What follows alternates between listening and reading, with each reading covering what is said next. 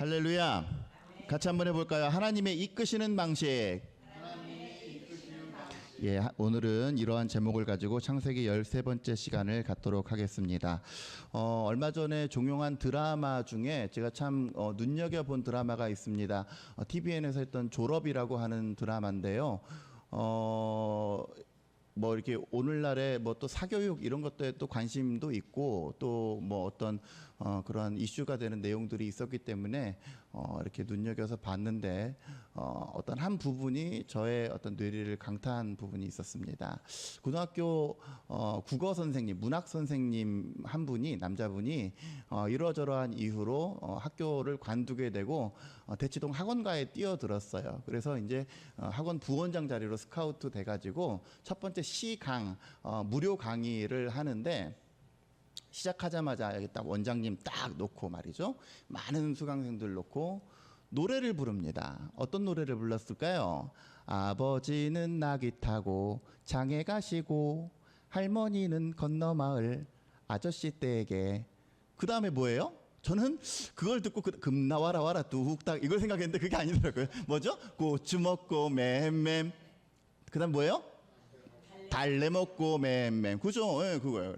아마 모르시는 분들 지금 막 피곤해서 힘들어 하시는 분들 갑자기 노래 나오니까 고추 먹고 맴맴 하시는데 저 어렸을 때 참 많이 불렀던 것 같아요. 강양성도님, 이거 뭔 내용입니까, 이거? 우리 그냥 별뜻 없잖아요. 그죠? 즐겁게 그냥 고추 먹고 맴맴, 달래 먹고 맴맴. 이거는 1920년대에 발표된 집 보는 아기의 노래라고 하는 제목인데, 그 이제 강사가 그렇게 가르치는 거예요. 너무 인상적이었어요. 이것을 우리 이렇게 고등학생들은 몇 년대에 누가 지었고 이렇게 막 딸딸딸딸 외우잖아요. 근데 그렇게 외울 것이 아니라 한번 시적 이 화자의 세계로 들어가 보자 이렇게 얘기를 하면서 시작을 합니다. 이것은 집 보는 아기의 노래라고 하는 제목이 알 수 있듯이 이 주인공은 집 보는 아기예요. 아버지가 나귀 타고 장에 가셨어. 왜 가셨을까요? 생필품을 구하러 갔겠죠. 할머니는 건너 마을 아저씨 댁에 갔어. 왜 갔어요? 일하러 갔어요. 근데 그러고 나서 고추 먹고 맴맴, 달래 먹고 맴맴. 원래 이 달래는 담배입니다. 담배. 우리 이경구 지사님 처음에 얘기했던 것처럼 담배 먹고 맴맴인데 국정교과서에 이거를 실으려다 보니까 담배 안 좋아. 그래서 비슷한 어감의 달래로 이렇게 표현을 했다 그래요. 그러니까 어떤 상황입니까? 아이가 지금 집에 혼자 남겨져 있어요. 그런데 부모, 요즘은 상상할 수 없는 일이 벌어진 거죠. 어린 애만 혼자 남겨두고 아마도 엄마는 어디 있는지 모르겠고 아버지랑 할머니 이렇게 세 식구가 살았던 모양이에요. 그죠? 그래서 아버지는 어떤 이유로든지 나귀 타고 장에 가셔가지고 하여튼 뭔가를 하려고 간 거고 일을 하려고 간 거고 할머니는 건넌 마을 가가지고 품삯을 받아가지고 그 다음에 이제 2절 보면 떡 가지고 돌아오실 때까지 이런 거예요. 그러니까 애가 혼자 남아있는 거죠. 혼자 남아서 집에서 집안 이리저리 탐색을 하다 보니까 마당에 뭐가 널려있어? 고추가 널려있네? 고추를 먹어봤더니 매워 이런 거고. 그 다음에 집에 가봤더니 방에 들어가 봤더니 뭐가 있는 거야? 아버지의 곤방대가 있는 거야. 담배를 먹고 매워. 그러니까 우리가 이것을 아무 생각 없이 부를 때는 그냥 아버지는 나귀 타고 이렇게 부르는데 사실은 그 당시 우리네 사람들의 삶의 애환이 담겨져 있는 노래입니다. 그러니까 이런 상상력을 가지고 이 노래를 대하니까 이전에 저도 아무 의미 없이 흥얼거렸던 그 노래가 굉장히 저도 아이를 키우고 제 꿈이 뭐냐면 그냥 아이의 어떤 동선과 상관없이 저 나름대로의 라이프를 즐기는 게 이제 제 꿈이 돼버렸어요. 그 정도로 뭐냐면 뭔가 얽매여 있어야 되고 아이 혼자 놓고 어디를 간다는 거 굉장히 조심스러울 때가 있었고, 그죠? 어린 아이를 혼자 놓고. 근데 그럼에도 불구하고 놓고 갈 수밖에 없는 우리네 삶의 애환과 그리고 그 아이가 혼자서 다니면서 이렇게 고추도 집어먹고 담배도 집어먹고 해보는 그것을 상상하면서 보았을 때에 느끼는 그 노래의 어감은 정 다르더라라고 하는 내용의 강의를 한 것을 보았습니다. 참 인상적이었던 게 뭐냐면 우리가 하나님의 말씀이 성경을 보고 성경을 들을 때에도 그냥 아무 의미 없이 그냥 뭐 구절 뭐 딸딸딸 외우고 뭐 이 구절이 뭐고 그렇게 하면 사실 우리네 피부에 잘 안 와닿을 때가 있어요. 이 성경 말씀 안으로 내가 들어가 보고 이 성경 말씀의 상황 가운데 내가 들어가서 내 삶에 대입을 해 보았을 때 이런 마음이었겠구나, 이런 심정이었겠구나라고 하는 것을 어느 정도 더 공감하고 이해할 수 있지 않을까, 이런 생각을 해봅니다. 바라기는 저와 여러분들이 신앙생활할 때에 성경을 무슨 독경하듯이 무슨 마하반 뭐 이런 거 하듯이 그냥 성경을 그렇게 대하지 마시고 성경 속에서 역사하시는 하나님, 이 하나님의 이야기, 하나님의 기사를 보면서 우리네 삶 가운데 이러한 일들이 벌어진다면 나는 어떻게 할 것인가라고 하는 동일한 상상력과 동일한 어떤 이해를 가지고 나아갈 때에 우리 삶 가운데 더 크게 임하시는 하나님의 은혜를 경험하게 되는 줄로 믿습니다. 오늘 우리가 창세기를 읽을 때에 요구되는 것이 바로 그런 거예요. 그냥 제3자 남이 그랬다더라가 아니라 이 오늘날의 믿음의 삶을 살기로, 특별히 지난주에 제가 소개했듯이 야곱은 참 사람 냄새 많이 나는 사람이라고 했는데, 그러한 우리가 하나님께서 우리의 삶을 운행하시고 오늘 성경에서 꾸준히 하셨던 내용이 뭡니까? 내가 너와 함께 하겠다.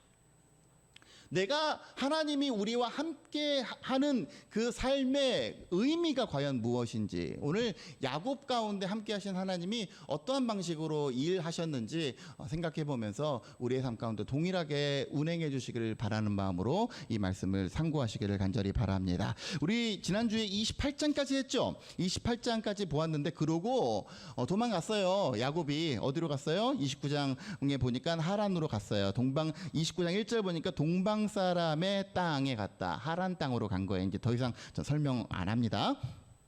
자, 29장 30장 제가 이제 건너뛰었는데 어떤 일이 있었냐면 거기에서 삼촌 라반의 딸 라헬을 만났어요. 삼촌 라반에게는 큰 딸 레아가 있었고 작은 딸 라헬이 있었는데 우물가에서 라헬을 우연찮게 만나게 됩니다. 그래서 이 라헬한테 한눈에 반해가지고 네 아빠가 누구냐 그랬더니 이렇게 족보를 따져보니까 자기가 찾던 바로 그 사람이에요. 그래서 그 집에 가가지고 여차저차를 얘기했더니, 야, 너 잘 왔다, 웰컴 하면서 맞아주는데 이미 이 야곱은 누구한테 마음이 갔어요? 라헬한테 마음이 갔어요. 그래서 내가 이 라헬을 위해서 7년 동안 일하겠으니 이 라헬을 나에게 주십시오. 그래서 7년 동안 열심히 일을 했단 말이에요. 그런데 어떻게 합니까? 첫날 밤 딱 됐는데, 하여튼 제가 얘기했죠. 뛰는 놈 위에 나는 놈이 있다고. 야곱은 겉모술수에 강하고 했는데 라반도 만만치 않은 사람이에요. 그래서 라헬을 주마라고 약속을 하고 7년 동안 부려먹었는데 야곱이 일을 너무 잘하거든요. 사실은 그러니까 정확하게 말하면 야곱이 하는 것마다 다 잘 돼요. 그건 누구 때문에 그렇습니까? 하나님이 야곱으로 하여금 손대는 것마다 잘 되게 하셨기 때문에 그것을 보았으므로 이 라반이 얘 쓸만하네. 그러니까 어떻게 합니까? 이 라헬 대신에 첫째 딸 레아를 그 신혼날 첫날 밤에 딱 집어넣습니다. 그래서 깜짝 놀라죠. 29장 25절 보세요. 외삼촌이 나를 속이면 어떻게 됩니까? 그랬더니 원래 우리 지방에는 언니 대신에 동생이 먼저 이렇게 앞서가는 경우가 없어. 그래서 언니 먼저 시집하고 동생이 해야 되니까 이 결혼이 성사되기까지 7일 동안, 첫날 밤을 7일 동안 잘 치러라. 그러고 나면 동생도 줄 테니까 그러고 나서 7년을 또 일해라. 그래서 그 꼼수를 써서 14년 동안 일한 거예요. 14년 동안.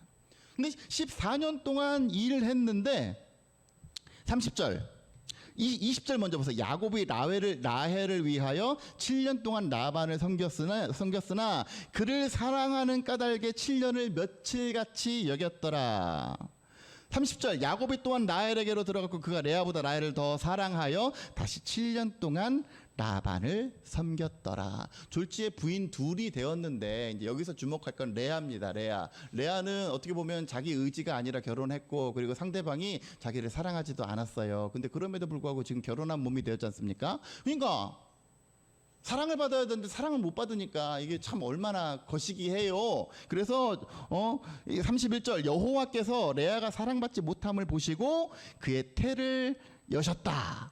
그러니까 라헬 동생에게는 사랑받는 어떤 그러한 그 복이 있다면 레아는 자녀의 복을 받은 거예요. 자녀의 복. 그래서 그때부터 아이를 낳기 시작하는데 이 아이들의 이름은 굉장히 중요합니다. 왜요? 훗날 이스라엘의 12지파가 되기 때문에 그렇습니다. 첫째 아들 32절 뭐래요? 레아가 임신하여 아들을 낳고 그 이름을 르우벤이라 그랬어. 왜? 여호와께서 나의 괴로움을 돌보셨다는 의미의 르우벤. 또 애를 낳는데 내가 사랑받지 못함을 들으셨다. 그래서 내게 이 아들도 주셨다. 하나님께서 들으심. 그래서 시므온이라고 하는 아들을 또 낳게 됩니다. 그 다음에 34절 보니까 내 남편이 이제부터는 나와 연합하는 사람이 될 거야. 그래서 레위라고 하는 이름을 주었어요. 레위는 연합함이라는 뜻입니다. 그 다음에 넷째 아들은 뭐예요? 찬송함, 유다. 그래서 우리 그 교회마다 무슨 뭐 유다 지파 이런 게 굉장히 많이 있어요. 그 찬양단 중에. 그건 뭐냐면 유다가 바로 찬송함이라고 하는 의미이기 때문에 그래요. 내가 이제 여호와를 찬송합니다라고 하는 르우벤, 시므온, 레위, 유다 이 네 아들을 낳게 됩니다. 그러니까 이제 조바심이 나죠. 누가? 라헬이. 왜? 자기는 사랑은 받는데 애는 없어. 애가 없을 때 그 느낌이 얼마나 곤고하겠습니까? 그러니까 바가지를 긁기 시작하는 거예요. 30장 2절 보세요. 야곱이 1절 라헬이 자기가 야곱에게서 아들을 낳지 못함을 보고 그의 언니를 시기하고 야곱에게 이르되 내게 자식을 낳게 하라. 그렇지 않으면 내가 죽겠노라. 막 하면 그때부터 부부싸움하기 시작하는 2절 야곱이 라헬에게 승질을 내요. 그대를 임신하지 못하게 하시는 이는 하나님이신데 왜 나한테 그래? 내가 하나님을 대신하겠느냐? 여러분 성경을 읽을 때 이렇게 읽어야 돼요. 그대를 임신하게 못하는 이는 이게 아니라 이 화자에 이 속으로 들어가야 된다니까요.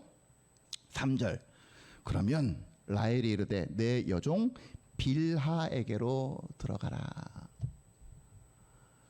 그러니까 빌하와 이렇게 합방을 해가지고 6절 보니까 하나님이 내 호소를 들으셔서 내게 아들을 주셨어요 라고 하는 이름의 의미의 단을 낳게 돼요. 누구로부터? 빌하, 여종 빌하에게서 단을 낳게 됩니다. 그리고 나서 8절 라헬이 이르되 내가 언니와 크게 경쟁하여, 그러니까 아들 낳는 거를 경쟁이라고 생각을 했나 봐요. 경쟁해서 이겼다. 그 이름을 납달리. 그래서 세트 스코어 몇 대 몇이 된 겁니까? 4대 2가 된 거예요. 4대 2. 루벤, 시므온, 레위, 유다. 그 다음에 이쪽은 뭐야? 단, 납달리 이렇게 된 거죠. 그랬더니 레아가 또 힘을 내기로 했어. 근데 이제 자기는 더 이상 안 되나 봐요. 임신이. 그러니까 어떻게 해요? 자기도 지원군을 한 명 불러온 거예요. 자기 종 실바. 그래서 이쪽 편은 레아, 실바. 이쪽 편은 라헬, 비라. 지금 이렇게 된 거죠. 실바를 데려다가 야곱에게 주고 아내로 삼게 하였더니 11절 레아가 이르되 복되도다 하고 그에게 이름은 갓이라고 불렀다. 그 다음에 13절 나를 기쁜 자라 하리로라. 모든 딸들이 야 너 좋겠다 너 기쁘겠다 이렇게 할 것이다. 그래서 그 이름을 아셀이라고 불렀다. 다시 세트 스코어 몇 대 몇이 된 거예요? 6대 2가 된 거예요. 6대 2가.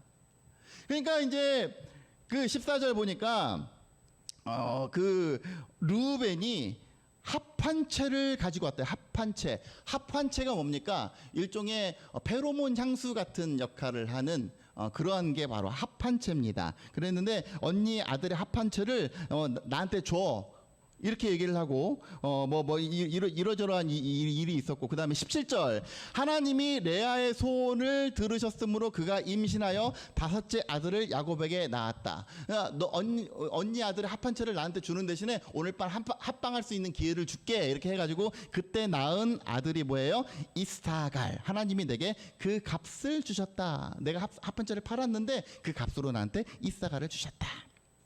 그 다음에 또 하나 낳았어요. 또 하나 낳았는데 이제 이 아들이면 이 정도면 지금 몇 대 몇이 된 거예요? 8대 2 이렇게 되는 거 아닙니까? 이 정도면 게임 끝. 이제는 그가 나와 함께 살 것이다. 게임 끝났어 라고 하는 의미의 스불론을 낳게 된 거예요. 그러니까 레아가 낳은 자식은 총 몇 명?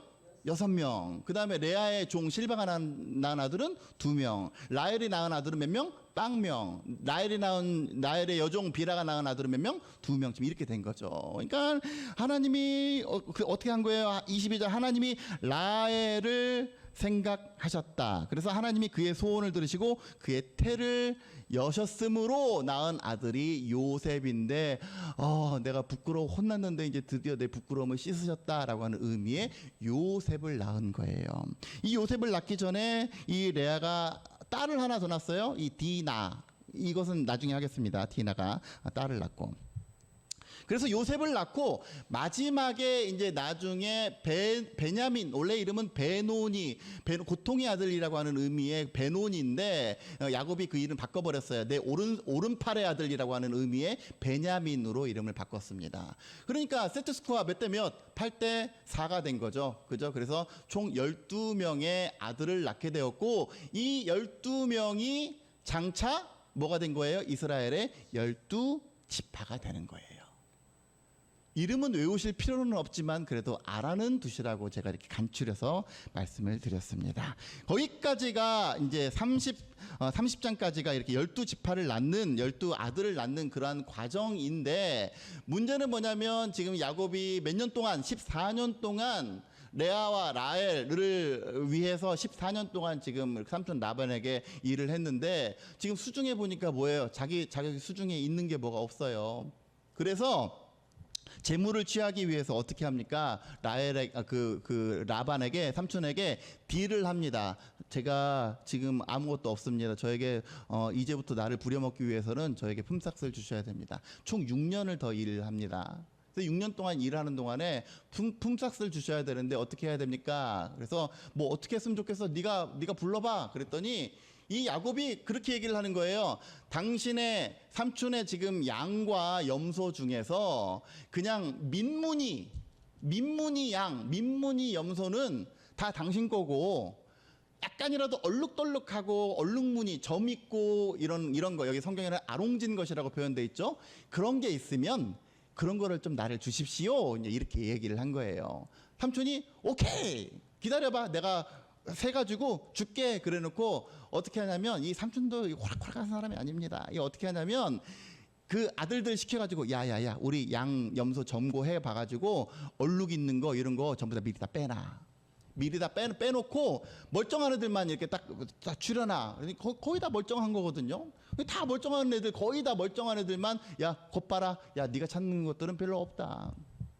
그리고 사흘 정도 걸어가야 되는 거리, 그러니까 꽤 먼데 떨어진 거리에서 야 너 이거 쳐, 이렇게 되는 거예요. 왜? 야곱이 자기가 빼돌린 것들을 이렇게 넘보지 못하게 하려고 한 3일쯤 되는 길까지 가가지고 거기서 너 이거 쳐라. 야곱이 오케이 그럽니다. 그러니까 야곱도 또 보통도 아니에요. 그래서 이 야곱이 어떻게 하냐면, 이 양과 염소 중에서 딱 보면 부실하게 생긴 애들 있고, 딱 보면 튼튼하게 생긴 애들 있잖아요. 부실하게 생긴 애들은 그냥 냅둬. 그리고 튼튼하게 생긴 애들이 새끼를 뵐 때, 아까 전에 우리가 오늘 본문에서 읽으신 내용처럼 여기 그 앞에다가 나뭇가지를 이렇게 딱 벗겨가지고 말이야, 거기다가 점점점 이렇게 해가지고 그 양들이 교미를 할 때 그런 환경들을, 점점이 환경을 조성해가지고 얼룩진 거 이런 것들을 낫게 하려고 그렇게 했는데, 사실 유전적으로 보면 이거는 말도 안 되는 겁니다. 말도 안 되는 거. 그런데 희한하게도 진짜로 튼튼한 양 중에서 아롱진 거, 이런 것들, 얼룩무늬, 이런 것들이 굉장히 많이 생긴 거예요.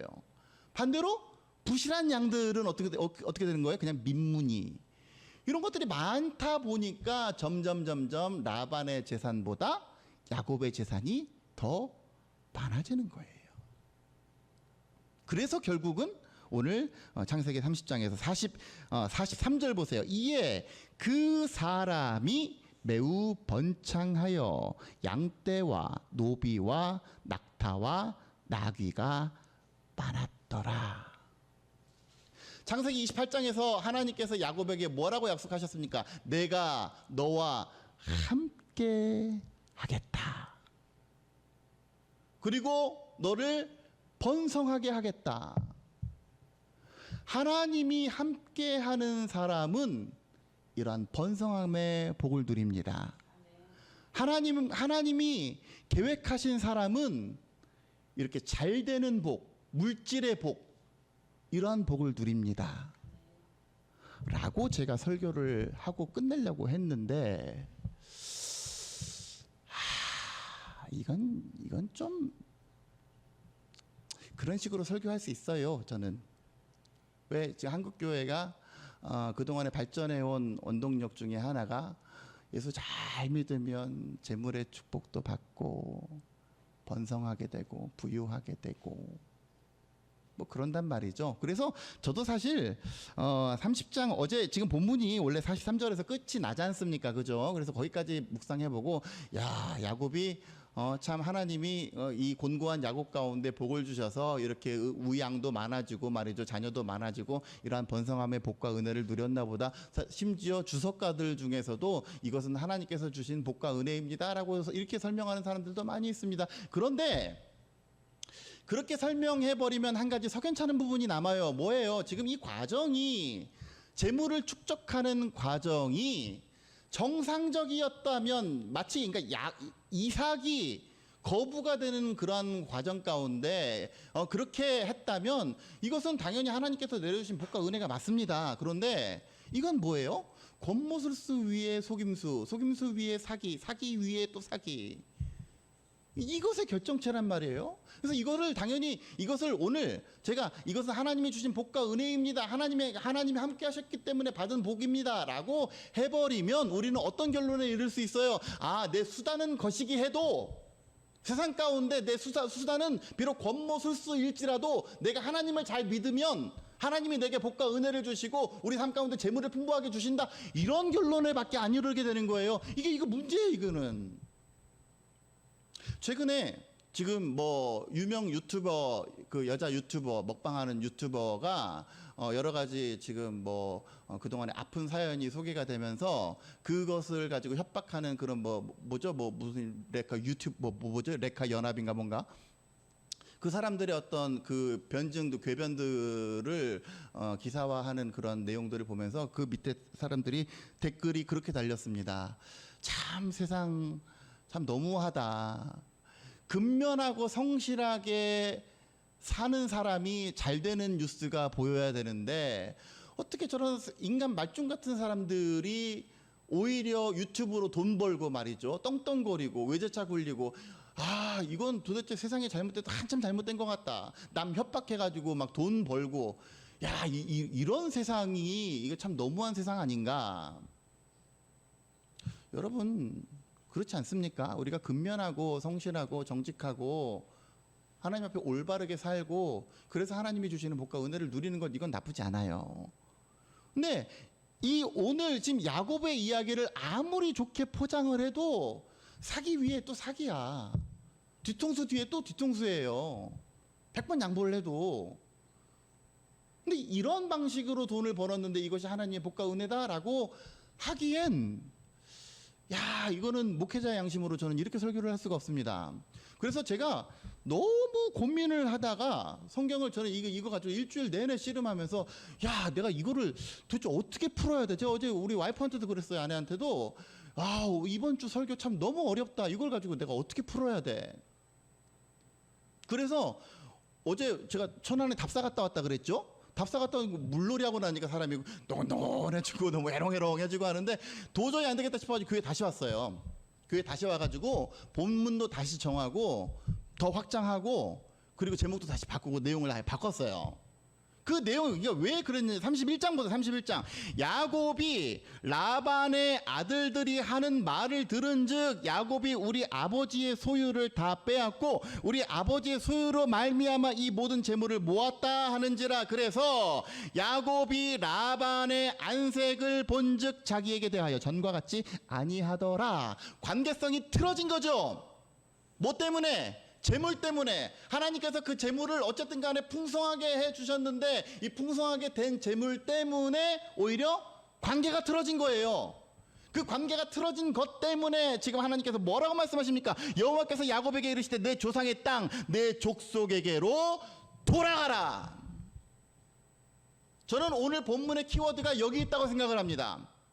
하나님께서 이 모든 일련의 과정, 내가 너와 함께 하겠다라고 했는데 이 모든 불법의 과정들 혹은 뭐 불법이 아닐지라도 이러한 겉모술수의 과정들을 묵인하고 거부가 되도록 이게 놔두었던 이유는 무엇이냐면, 이를 통해서 관계가 깨어지고 그를 통해서 그래야 다시 하나님께서 원하시는 바 약속의 땅, 그곳으로 돌아갈 수가 있기 때문에 그렇습니다. 만약에 뒤집어서 생각을 해보면, 만약에 야곱이 그곳에서 아무런 어떤 삶에 어려움이 없고 그냥 어느 정도 먹고 사는데 지장이 없고 그냥 그 정도로 서로 관계가 돈독하고 이랬다고 생각을 해보세요. 떠나집니까? 떠나지지 않아요. 여기가 좋사오니. 실제로 나중에 34장, 아까 전에 디나 얘기를 했는데 34장에 보면 야곱이 이곳이 좋사오니 하면서 머물다가 하나님한테 호되게 혼나는 장면이 나와요. 우리 인간은 그렇습니다. 뭐 지난번에 우리가 창세기 28장에서 보았던 베델의 약속은 뭐였어요? 하나님께서 나와 함께 하셔서 이곳에서 건강하게 무사히 돌아오게 하시면 하나님이 나의 하나님이 될 것이고 내가 이곳이 베델이 될 것이다. 이곳이 베델이 될 것이다라고 하는 것은 뭐예요? 내가 이곳에서 하나님을 온전히 예배하겠다, 그런 얘기예요. 그리고 내 소유의 10분의 1을 하나님께 드리겠습니다. 이것이 하나님을 향한 맹세와 서원 아니었습니까? 그런데 그 맹세와 서원을 잊어버려요. 왜? 내 삶이 지금 먹고 살만하고 여유롭고 아무 일이 없고 아무런 분쟁과 다툼이 없을 때에는 그것을 다 잊어버려요. 여기가 좋사오니. 그래서 결단하게 하는 거예요. 이 시각을 가지고 성경을 보니까 한 가지 보이는 게 있습니다. 그게 뭐예요? 한번 복의 내용이에요. 복의 내용. 한번 창세기 26장 한번 보세요. 창세기 26장 3절부터 5절까지. 시간이 없으니까 아브라함에 관한 복은 뭐 뒤로 하고 26장 3절부터 5절 우리가 읽었던 본문입니다. 뭐라고 얘기합니까? 이 땅에 거류하면, 즉 이 땅은 어디예요? 하나님께서 약속하신 이 포인트에 거류하면 내가 너와 함께 있어 내게 복을 주고 그랬어요. 복을 주고. 우리는 이 복을 주고를 같은 말로 뭐라고 합니까? 재물의 축복 이렇게만 생각을 해요. 근데 차치하고 복을 주고 내가 이 모든 땅을 너와 내 자손에게 주리라. 내가 내 아버지 아브라함에게 맹세한 것을 이루어 내 자손을 하늘의 별과 같이 번성하게 하며, 이거 야곱을 통해서 이뤘죠. 이 모든 땅을 내 자손에게 주어 내 자손으로 말미암아 천하 만민이 복을 받으리라. 성경의 이 약속의 포인트는 오히려 어디에 있습니까? 네가 복 받을 거야, 너 뭐 많아질 거야, 이것이 아니라 너를 통해서 나의 복이 사람들에게 전해질 것이다. 복의 근원이 될 것이다. 그래서 아까 전에 야곱도 뭐예요? 아까 전에 우리가 읽은 내용을 생략을 했지만 야곱이 오기 전에 라반의 양떼는 늘지도 않고 줄지도 않고 그냥 그대로였어요. 근데 야곱이 오니까 이렇게 막 엄청나게 늘어난 것을 당신도 보지 않으셨습니까? 이건 야곱이 뭐 전문 양치기가 아니에요. 야곱은 뭐 했다 그랬어요? 집에서 네일아트하고 오이 붙이고 그랬다 그랬잖아요.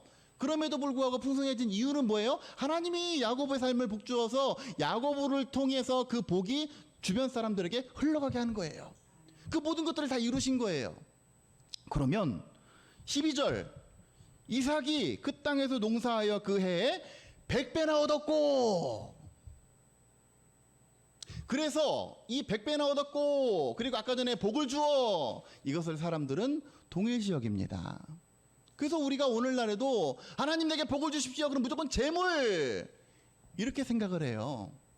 그럼 하나님이 주신 복의 실체는 뭐예요? 여기서도 동일하게 나와요. 12절, 이삭이 그 땅에서 농사의 그 해에 100배나 얻었고 여호와께서 복을 주심으로 장대하고 왕성하여 마침내 거부가 되었다.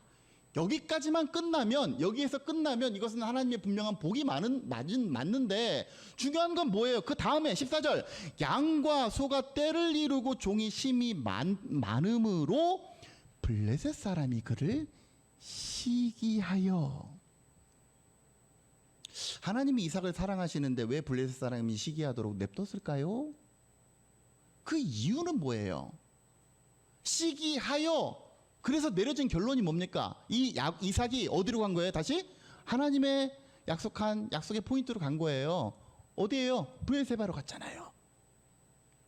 오늘 야곱도 마찬가지예요. 야곱은 지금 우리 지도에서 본 위쪽에 동방 사람의 땅 바단 아람 이 하란 땅으로 간 거예요. 하란 땅에서 14년 아니 20년 동안 살다 보니까 어떻게 돼? 이제 이거 여기 라이프 스타일이 굉장히 마음에 들고 아무 일이 없는 것 같아요. 떠나라 그러면 떠나집니까? 왜 여기 라헬도 있고 사랑하는 떡두꺼비 같은 아들 딸들이 얼마나 많이 있는데 떠나져요? 안 떠나져요. 하나님이 복 주시마 약속한 복의 실체는 재물 그 자체가 아니라 하나님께서 이끄시는 곳, 인도하시는 곳으로 가는 것, 이것이 하나님의 복입니다. 어떤 사람에게는 초대교회가 박해를 당해서 각동각처로 흩어지게 됐죠. 이것이 하나님의 복이었어요. 어떤 사람에게는 핍박을 통해서 하나님께서 이 모양 저 모양으로 이쪽 길로 저쪽 길로 이끄십니다. 어떤 길로 하나님께서 원하시는 곳으로 갈 수 있도록. 어떤 사람은 재물의 풍성해서 이것 자체가 복인 줄 알았는데 그것이 복이 아니라 이것을 통해서 하나님이 계획하시고 작정하신 것이 있었어요. 그게 뭐예요? 그것이 하나님의 복이었어요. 여러분, 오늘 본문을 통해서 우리가 읽어야 될 것은 하나님 잘 믿으면 하나님께서 복 주신다 이것이 아니라 진정한 복이라고 하는 것은 하나님께서 원하시는 삶의 자리에 있는 것, 하나님께서 이끄시는 대로 순종하며 나아가는 것, 이것이 진정한 복과 은혜인 줄로 믿습니다. 여러분, 제가 드럼 교실을 하는데 어떤 사람이 그래요. 지금 우리 드럼 교실을 하는데 우리 길 건너편에 보면 그 지하에 7080 라이브 카페가 있어요. 그래서 거기 뭐 드럼 하시는 분, 그 드럼도 이렇게 세팅이 돼 있고, 그래서 그분이 오셔가지고 한 두어 번 하셨나? 그러더니 이제 시간대가 안 맞으니까 못 나오시는데, 그분이 저한테 그런 얘기를 합니다. 아, 목사님 드럼 참 잘 치세요. 아, 저녁 때 밤에 우리 10시부터 영업을 밤새도록 하는데 거기 와서 드럼 치면 막 사람들이요 팁도 주고 막 그렇게 가지고 하룻밤에 한 10만 원, 15만 원은 벌걸요. 목사님이 오시면 딱인데 그러는 거예요. 제가 무슨 생각했을까요? 한번 가봐. 왜? 눈 딱 감고 가면 우리 애 장난감이 하나가 생기는데, 예? 그러지 않습니까? 10만 원, 15만 원이면 제가 하루 동안에 우리 교회에서 책정한 제 사례비보다 훨씬 많은 거 아니에요? 예? 눈 딱 감고 가면 누가 뭐라고 합니까? 여기 있을 사람, 여기 여러분들 7080 안 다니시죠? 그죠? 그럼 적어도 거기서 저랑 눈 마주칠 분은 없을 거 아니야, 그죠? 얼마나 좋습니까? 가면. 그런데 이 목사가 여기서 전도를 위해서 사람들에게 이 가르쳐주는 나름 거룩한 손을 가지고 거기 가서 해서 돈을 벌면 그게 복된 겁니까? 그 손이 복된 손입니까?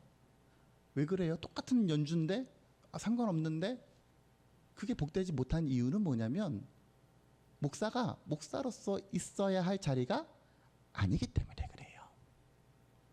아니기 때문에 그래요. 여러분, 우리들의 삶은 하나님께서 반드시 원하시는 삶의 자리가 있습니다. 그 원하시는 삶의 자리를 때때로 나는 모를 때도 있어요. 또 그리고 때때로 내 앞에 있는 재물, 내 앞에 있는 이익 이런 거 있다 보면 뭐 어때서?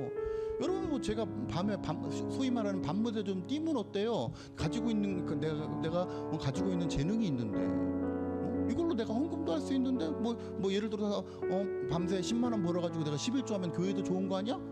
아니에요. 그건 복이 아니에요. 내가 있어야 할 곳에 있는 것, 이것이 복입니다.